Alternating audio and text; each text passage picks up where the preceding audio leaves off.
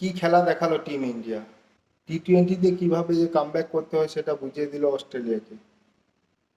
সত্যি অসাধারণ একটি ম্যাচ। ম্যাচের শুরুতে যদি বলি সেরকম ভাবে কেউ রান করতে পারেনি।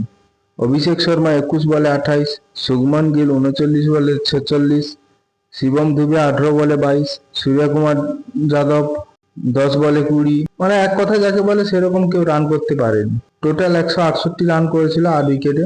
একসময় মনে হচ্ছিল আরামসে চেজ করে ফেলবে অস্ট্রেলিয়া, কারণ এটা 167 রান এমন কোনো রান নয়, 168 রানের টার্গেট। দ্বিতীয় ইনিংসের শুরুতে যেভাবে মিচেল মার্শ এবং ম্যাথিউ শট খেলছিল মনে হচ্ছিল যে আরামসে চেজ হয়ে যাবে এই রানটা, কিন্তু তারপর ভারতীয় বোলাররা দুর্দান্ত কামব্যাক করলো।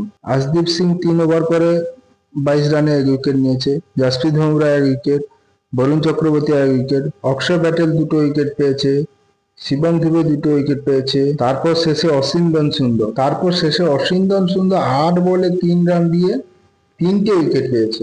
ওখানেই ম্যাচ শেষ, পুরো অস্ট্রেলিয়াকে ধ্বংস করে দিয়েছে।